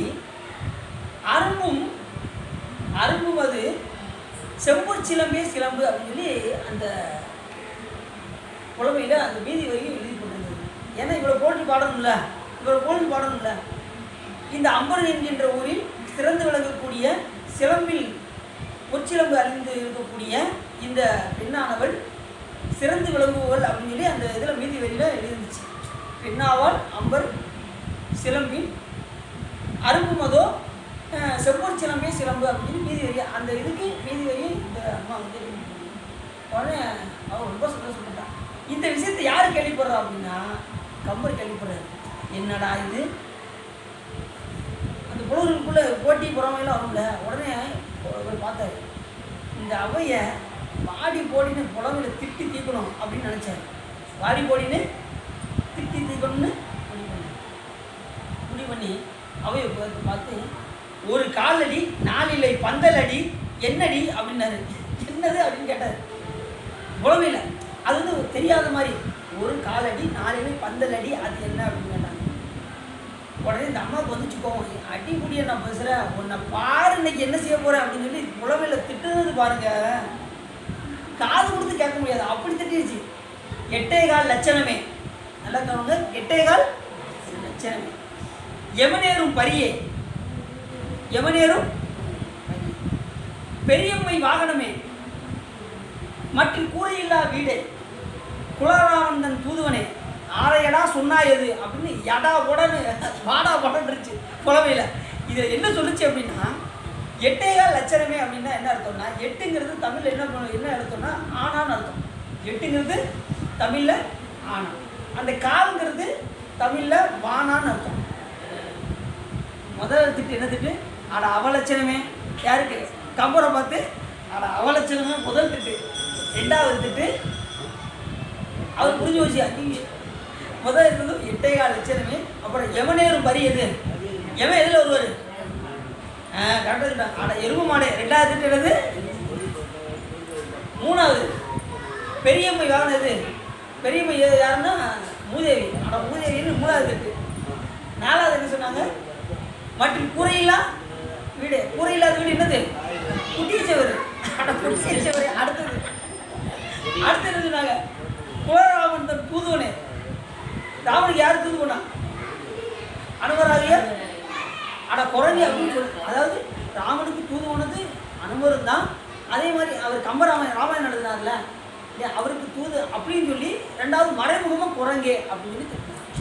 அப்படி சுட்டதும் உடனே அவருக்கு ஆரையடா சொன்னாயது அப்படின்னு, அட அவலட்சணமே, அட பெரிய அட முஸ்லியே, அடுத்து என்ன சொல்லிச்சு, அட எருமையே எல்லாம் சொல்லிட்டு நீ அரைக்கீரையை தாண்டா சொன்ன அப்படின்னு சொல்லிடுச்சு. அதுக்கு பதில் என்னது, அரைக்கீரை. ஆரையடா சொன்னா எது அப்படின்னு, ஆராயன்னா அரைக்கீரைன்னு அர்த்தமா, அரைக்கீரையை தாண்டா சொன்னேன் அப்படின்னு சொல்லி பதில் எப்படி கொடுத்தது, எப்படி புலமை திட்டாது பாருங்க. அதை கேட்ட கேள்விக்கு பதில் எப்படி இருந்துச்சு, அவன் ஏடினாரு, இவர் ஏடான்னு போட்டு பதில் கொடுத்துருச்சு. இனிமேல் இந்த அம்மாட்ட பேச்சை கொடுக்கக்கூடாது, ஓடிய போயிட்டாரா கம்பர். 8.25 லட்சணமே, எமனேறும் பரியே, பெரியம்மை வாகனமே, மற்றும் கூரையில்லா வீடே. அடுத்து என்ன சொன்னாங்க, மற்றும் கூரையில்லா வீடே, குலராவந்தன் தூதுவனை ஆரையெல்லாம் சொன்னாயது அப்படின்னு சொல்லி பதில் கொடுத்ததும் இவர் இனிமேல் இந்த இதுக்கே வரமாட்டேன் அப்படின்னு ஓடிய போயிட்டாரா கம்பர். அப்படி ஒரு புலமையில் அவங்களாம் என்ன செய்வாங்க, அவங்களுக்கு தான் தெரியும் அது எப்படி திட்டணும் தீர்க்கணும் அப்படின்னு. ஒருத்தவங்களுக்கும் போட்டி பொறாமை இந்த மாதிரி புலவர்களுக்குள்ள நிறையா இருக்கும். அப்படிதான் இந்த சங்க புலவர்களையும் பல பேர் வந்து வாது செய்து எப்படியாவது புலமையில் வென்றலாம்னு பார்த்தாங்க, முடியவே இல்லை. இந்த 48 புலவர்களும் எல்லாத்தையுமே வென்று ஆக சொல்லுவாங்க. ஒருவர் சங்க புலவர் சோமசுந்தர கடவுள் திருமுன்பு சென்று முறைப்படி வணங்கி, எம்பெருமானே, எம்மோடு தொடர்ச்சியாக வந்து வந்து எவரும் வாதம் செய்கின்றனர். அதனால் புலமையை உள்ளபடி சீர்தூக்கி அளக்கும் கருவியாக ஒரு சங்கப்பலகையை அடியங்களுக்கு தந்துருவாயாக என்று கேட்டார். இப்படி எல்லாரும் வந்து வாதம் செய்கிறாங்க. இந்த பாடுறத அளக்கும்படி ஒரு பலகை, சங்க பலகை ஒன்று அமைச்சோம்னா அது வந்து கரெக்டாக தீர்ப்பு சொல்கிற மாதிரி ஒரு பலகை செஞ்சு தரணும் அப்படின்னு யார்கிட்ட கேட்குறாங்க? சோமசுந்தர கடவுளாகி சிவபெருமான்கிட்ட விண்ணப்பிக்கிறாங்க. அளக்கும் கரியாக ஒரு சங்கப்பலகை அடியங்களுக்கு தந்துருவாயாக என்று விண்ணப்பம் செய்தது. அன்று தம்மை பாடிய பானபத்திரனுக்கு தாமாகவே வலிந்து பலகை இல்லையா? அன்னைக்கு ஏற்கனவே பானபத்திரனுக்கு பலகை கொடுத்தப்படாது பார்த்தோம். சாமியை வந்து கொடுத்தாரு. இப்போ இவங்க கேட்குறாங்க, இப்போலாம் தாமே ஒரு பலகை வேண்டினால் அந்த பானபத்திரருக்கே கொடுத்தாரு சிவபெருமான், இவங்க கேட்டு கொடுக்க மாட்டாரா? நம்ம சாமி எப்படியும் கொடுத்துருவாரு அப்படின்னு சொல்கிறாரு. எப்படி சொல்கிறாரு? அவருக்கே கொடுத்த பெருமான் இவருக்கு கொடுக்க மாட்டாரா? பலகை வேண்டினால் அவருக்கு தாராதிருப்பாரா ஈரார். ஆதலால் இறைவர் ஒரு புலவர் வடிவம் கொண்டு ஒரு பலகையுடன் எழுந்தருளி வந்து, புலவர்கள் ஒரு முளை சதுர அளவுள்ள, ஒரு முளம் சதுரம் தான். ஒரு முளங்கிறது எவ்வளவு? ஒரு கை அளவு. இவ்வளோ தான் மொத்தம் சங்க பலகையே, ஒரு முளை தான். இதை சதுரம் அமைக்கவங்க இவ்வளோதான் இருக்கு. மொத்தமே இவ்வளோதான் சதுர பலகையும். அந்த ஒரு முளை சதுர பலகைய அளவுள்ள இப்பலகை சந்திரனும் வெள்ளியது அல்லது அறிவினும் தூயது. இந்த சங்க பலகை சாதாரண நினைச்சிடாங்க, இது அறிவில் தூயது, உங்களுக்கு அளவுகோலாய் இருக்கும். இது வந்து ரெண்டாவது என்ன சொன்னாரு? அறிவில் தூயது, மந்திர வலிமையுடையது, அறிவால் முதிய என்னும் போன்றவர்களுக்கெல்லாம் ஒவ்வொரு மூலமாக வளர்ந்து இருக்கை அளிக்க வல்லது. யார் நல்லா பாடுறாங்களோ அதுக்கு வந்து என்ன கொடுக்குமா? இந்த பலகை இருக்கை இடம் கொடுக்குமா? அப்படி வளர்ந்துக்கிட்டே போகுமா? அப்படிப்பட்ட ஒரு பலகை மந்திர வடிவமுடையது அப்படின்னு சாமி வந்து அந்த பலகையை கொடுக்குறாரு. இக்கு உங்களுக்கு அளவுகோலாக இருக்கும் என்று கூறி நாவல்கள் உருவாகி வந்த அந்நாவலர்களுக்கு, நாவல் உருவாதான இந்த 48 புலவர்கள் வந்திருக்காங்க, வந்ததுக்காக அந்த நாவலர்களுக்கு வெண்டாமரை ஆகிய தங்கசனை ஒரு பலகையாக செய்து தருவது போல அப்பலகையை கொடுத்தார். சிவபெருமான் புலவராக வந்து கொடுத்தாரு. அதை சொல்லிடணுங்க, மறந்துடக்கூடாது. சிவபெருமானே நேரம் வந்து கொடுக்கல, புலவராக வந்து கொடுக்குறாரு. சங்கப்புலவர்கள் அப்பலகையை வாங்கி கொண்டு திருக்கோயிலை வனம் வந்து தங்கள் சங்க மண்டபத்தில் புகுந்து அப்பலகைக்கு மனமிக பூமாலைகளை தொங்கவிட்டு பணியை தோய்ந்த சந்தன குளமும் வெண்மலரும் வெள்ளாடையும் புனைந்து நரும் புகையும் தீபமும் காட்டி பூசை புரிந்து வணங்கினார். நாம ஒரு பொருளை இன்னைக்கு வாங்கியிருக்கோம். ஒரு வண்டி புதுசாக எக்ஸல் வாங்குறோமா? வேற நான் ஸ்கூட்டி, இன்னைக்கு புதுசாக ஒரு ஸ்கூட்டி வாங்கணும். என்ன செய்வோம்? வாங்கினதும் இல்லை வீடு கூட போகிறோமோ, முதல்ல வண்டியை ஸ்டார்ட் பண்ணி ஸ்டார்ட் எடுத்து சல்லுன்னு போகணுன்னு தான் நினைப்போம். சாமி கூட ரெண்டாவது தான். ரெண்டாவது பதறாம சாமி எங்கேயும் போயிட மாட்டோம், அவர் அங்கேயே தான் இருக்கும். பதறாம போய் சாமி சாவி வச்சு பதறாம வாங்கிக்கணும். முதல் எடுத்ததுமே என்ன செய்யணும்? வண்டியை திருக்கி ஓட்டி பார்த்துடணும். அதுதான் நம்ம நினைப்போம். புது வண்டியை பார்த்ததுமே என்ன செய்வோம்? அதுதான் நினைப்போம். ஞானசம்பந்தம் என்ன பண்ணாரு? முத்துச்சிவி, முத்து பந்தல் இதெல்லாம் வந்துச்சுல, முத்துச்சிவி வந்துச்சு பார்த்தீங்களா? வந்து அப்படி முன்னாடி இருக்கு. உடனே சாமி அப்படியே பார்த்தாங்க. அந்த சிவியை பார்க்கும்போது சிவபெருமான் தான் அவங்க, ஏன்னா கொடுத்தது யாரு? சிவபெருமான். அவரை தூக்கிட்டு போகிறதுக்கு சிவிகை கொடுத்து வாங்கிட்டு பார்த்ததுமே வளம் தான் பஞ்சாச்சரம் சொல்லி வளம் வந்து அதுக்கு பிறகு தான் ஏறினாங்க. என்ன பதிகம் பாடினாங்க, பஞ்சாச்சரம் சொல்லி அதுக்கப்புறம் பதிகம் பாடி அதுக்கு பிறகு தான் என்ன செஞ்சாராம்? சிவிக்கிட்டே ஏறினாங்க. எந்த ஈசன் எம்பெருமான் ஏறமர் கடவுள் சிந்தை செய்பவர் கல்லால் சென்றுகை கூடுவதல்லால் கந்த மாமலர் விடற்று. அந்த பாட்டை சொல்றாரு, கந்த மாமலர் விடற்று எந்த ஈசன் எம்பெருமான் ஏறவர் கடவுளின் கேட்டு சிந்தை செய்பவர் கல்லால் சென்று கை கூடுவதல்லால். அந்த அறத்துறைதான் அடிகளைங்கிற அந்த பதியத்தில், திரு அறத்துறைங்கிற ஊரில் உள்ள பதியத்தில் முத்து சிவியை கொடுத்து அந்த இதில் சாமி அந்த பாட்டை சொல்லி சிந்தை செய்பவர் கல்லால் சென்று கை கூடுவது அல்ல. யார் சிந்தை செய்கின்றார்களோ அவருக்கு தான் செய்ய சூரியன் அண்ணவன் மாறான் சிந்தையில் வந்து ஒட்டுவார். சிந்தை செய்பவருக்கு அல்ல, சிந்தை செய்யாதவர்களுக்கு அவர் இருக்க மாட்டார். சிந்தை செய்பவர்களுக்கு அவர் எப்போதும் கூட.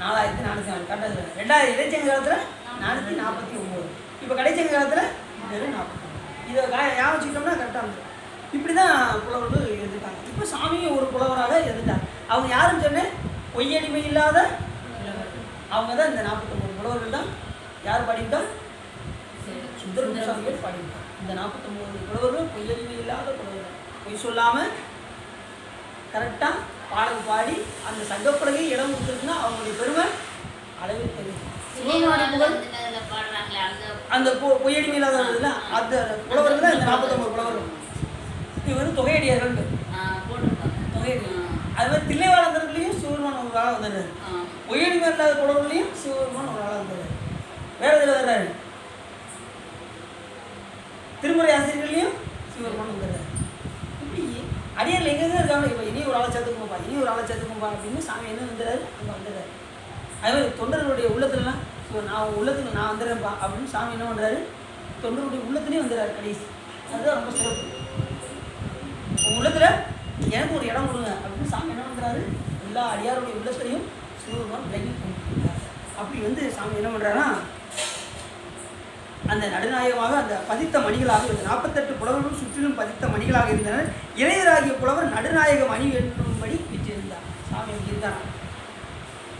பொன்னின் பீடிகை என்னும் பொன்னானவே துண்ணு நாவலர் சூழ்மணியாகவே மன்னினார் நடுநாயக மாமணி என்ன வீட்டிருந்தார் மதுரை சுந்தர சேவர். அப்படி இருந்தாரா சாமி. அடுத்து என்ன செஞ்சார்? இறைவரோடு 49 பேர் என்னும் கூறப்படும் புலவர்கள் 49 பேர் என்று கூறப்படும் புலவர்கள் அனைவரும் பின்னும் பற்பல தமிழ் நூல்களை செய்து கொண்டு அங்கு வாழும் நாளிலே வங்கிசேகர பாண்டியன் வங்கிய சூடாமணிக்கு முடிசூட்டி புவியாட்சியை அளித்து இம்மையில் அமைந்த வினைப்பாசம் என்னும் வகைமை கடை இருந்து சிவபெருமான் திருவடியில் கலத்தலாகிய வீடு பெற்றை அடைந்தார். வங்கிசேகர பாண்டியன் கடைசி எங்கே போயிட்டாரு? வீடு பெற்றை அடைந்தார். போன வட்டம் என்ன பார்த்தோம்? அந்த மன்னர் சொற்குலோகத்தை அடைந்தான்னு பார்த்தோம். அப்போ சில பேர் சொற்குலோகத்துக்கு போகிறாங்க, சில பேர் வீடு பெற்றை அடைகிறார். எந்த மன்னர் வந்து வீடு பெற்றை அடைகிறார், எந்த மன்னர் வந்து சொற்குலோகத்தை அடைகிறாங்கிறது அவங்க சிவப்பணி செய்வதற்கு தகுந்தவாறு சிவபதம் அடைவார்கள். நிறைய புண்ணியம் செஞ்சிருக்காரு, ஆனால் சிவபெருமான் நோக்கி செய்யலைன்னா அது என்ன ஆயிரும்? அவங்க சொற்குலோகத்துக்கு போவாங்க. நிறைய புண்ணியம் பண்ணியிருந்தாங்கன்னா எங்கே போவாங்க? சிவபெருமான் மறந்து செஞ்சாங்கன்னா சொற்குலோகத்துக்கு போவாங்க. சிவபெருமான் நினச்சி செஞ்சாங்கன்னா சிவலோகத்துக்கு போவாங்க. இப்போ நம்ம சிவலோகம் போவதா இல்லை சொற்குலோகம் போவதா? எனக்கு அந்த கேள்விக்கு முதல்ல பதில் சொல்லுங்க அப்படின்னு சொல்கிறவங்களாம் இருப்பாங்க. நிறைய பேர் இப்போ உலகத்தில் என்ன சொல்லுவாங்க? சொற்குலோகத்தில் போய் சுகமாக இருக்கணியா சொல்லுவாங்கல்ல. நிறைய பேர் அப்படி தான் சொல்லுவாங்க. சிவலோகத்தையும் மறந்துவாங்க, சொற்குலோகத்தில் போய் சுகமாக இருக்கணும். இங்கே முடிச்சாச்சுன்னா நேரம் அங்கே தான் போகணும். உடனே போயிட முடியுமாங்க? சொற்குலோகத்துக்கு போயிட முடியுமா? அது கூட என்ன பண்ணணும்? புண்ணியம் பண்ணணும்.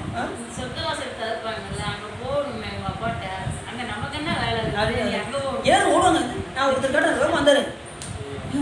என்னங்க வேகம் வந்தாரு பண்ண பயந்தே விட்டேன். என்ன சுற்பாசம் சொல்லிட்டாங்க போலையா மோச்ச வாசல் திறந்துருக்காங்களா அப்படின்னு அவர் யோசிக்க ஆரம்பிச்சாரு. என்ன சொன்னீங்க? மோச்ச வாசல் திறந்துருக்காங்களா அப்படின்னு கேட்டேன். சொர்க்க வாசலா மோச்ச வாசலா? மோச்சங்கிறது வீடு பேரு, சொர்க்கங்கிறது போயிட்டு மறுபடியும் திரும்பி இங்கே வரணும். இது அவங்களுக்கு சொர்க்கத்துக்கு போனால் எங்கே வரணும்? மறுபடியும் இங்கே வந்து பிறக்கணும். மோச்ச வாசல் போனால் இது ஒன்றுமே கேட்டேன். அது அப்படி மண்டையை சுடிச்சுக்கிட்டே போயிட்டாரு. நான் தெரியாமல் கேட்டேன், அப்படி ஒன்று இருக்கான். ஆமாங்க, மோச்ச வாசல் சிவபெருமானுடைய உலகம், சொர்க்கவாசல் திருமால் இருக்கக்கூடிய உலகம். நீங்கள் திருமால் உலகத்துக்கு போனீங்கன்னா மறுபடியும் எங்கே வருவீங்க? ஏன் அப்படின்னா ஒரு காலத்தில் சிவபெருமான் அவர்களையும் பெருமாளையும் கொடுப்பாரு. அப்போ அவரை இங்கே வந்து என்ன செய்வார்? மறுபடியும் பறப்பார். அவர் லோகத்துக்கு போனால் மறுபடியும் நம்ம இங்கே வரணும். சிவலோகம் போனால் தான் நாம் மறுபடியும் இங்கே வருவதற்கு வாய்ப்பு. ஏன்னா மாய பிறப்பருக்கும் மன்னன் அடி போச்சு, பிறப்பருக்கும் விஜயகந்தன் பெய்கலங்கள் வருது. பிறப்பை அறுக்கக்கூடிய பெருமான் யாருன்னா பற்றற்ற கண்ணே பிறப்பருக்கும் மற்றவையா நிலையாமை காணப்படும் அப்படின்றது வள்ளுவர். பற்றற்ற கண் யாரு? அவர் தான் நம்ம பிறப்பு அறுக்க முடியும், வேற யாரும் அறுக்கவே முடியாது. பற்றற்ற கண்ணே பிறப்பருக்கும் மற்றவையா நிலையாமை காணப்படும். இந்த உலகத்தில் எல்லாமே நிலை இல்லாதது, சிவபெருமானுக்கு தான் நிலையாமை அப்படின்னு நம்ம வள்ளுவர் சொல்லியிருக்காரு. இப்படி நிறைய சொல்லி கடைசியை என்ன நடந்த மன்னர் வீடு பெற்றை அடைந்தார். அப்படிப்பட்ட ஒரு சிறப்பு வாய்ந்த ஒரு கதை தான். என்ன கதை? சங்கப்பலகை. சங்கப்பலகை யாருக்கு தான்? சிவபெருமானை கொடுத்தார். இதில் என்ன தோணும், இதில் என்ன இந்த திருவிழாவில் உணர்த்தக்கூடிய கருத்து என்ன அப்படின்னா, சிவபெருமான் எல்லாவற்றிலும் நடுநிலைமையாக இருந்து செயல்பாடு செய்வார். அதனால் நாம் வாழ்கிற வாழ்க்கையில் நாம் எதையுமே நடுநிலையாக இருக்க வேண்டும். பொய் பித்தலாட்டம் இதெல்லாம் கொஞ்சம் தவிர்த்து நேர்மையாக சென்று நாம் என்ன செய்ய வேண்டும், முறையாக சென்று இறைவனை வழிபாடு செய்து இருக்கக்கூடிய வாழ்க்கையில் வழிபாடு செய்து நேர்மையாக சம்பாதித்து அதை நான் என்ன செய்யணும், பிறருக்கு கொடுத்து மகிழ்ந்து என்ன செய்யணும், திருவடி சேர்வதற்குண்டான இதெல்லாம் நம்ம இந்த பிறவியில் நாம் பார்ப்போம் என்று இந்த கருத்து நமக்கு உணர்த்தும் என்று சொல்லி இதுகாரம் உள்ளம் நிறைந்து போய் சிறந்து நீங்கள் இந்த திருவிழாவை நீங்கள் கேட்டதினால் உங்களுடைய வல்வினை கருந்து திருவள்ளுவரை என்று சொல்லி திருப்புகழ் பாடி அடியேன் உரையை நிறைவு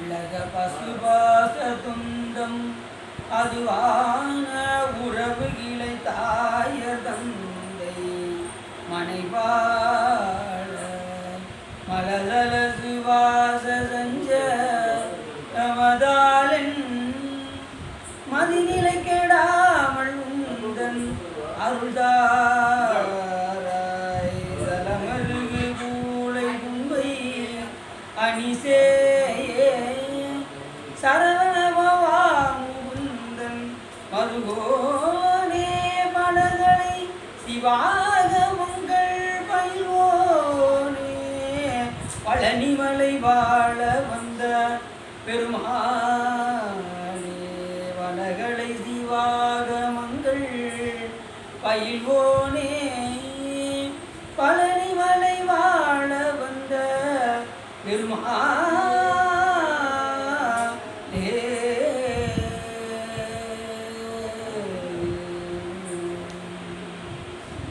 கைலாய பொருளை விஞ்ஞான புதனை காட்டும் என்ன மெய்வாய்மை கண்டான் திருப்போர் விஞ்ஞான வானுவாய் உயிராரும் மொழி திருவாள் திருவாள் நமச்சிவாயும் செயலாரும் மறுபடியும் திருவரம் நீரோடி திருவமாக பையம் நெடுக மாமணங்கள் விரும்பிய அன்பர் விளங்குக சைவ நன்னறிதான் தலைப்படுக தேவன் திருநீர் சிறப்பது வான்முகில் வளாதுவைக மலிவளம் சிறக்கவண்ணன் போர்முறை அரசு செய்க குறைவில்லாத இது வாழ்க நான்மறை அறங்கள் பொங்க நற்றவும் வெண்மல்க மேன்மைகள் சைவ நீதி விளங்குக அரகணம பார்வதீபதையே போற்றி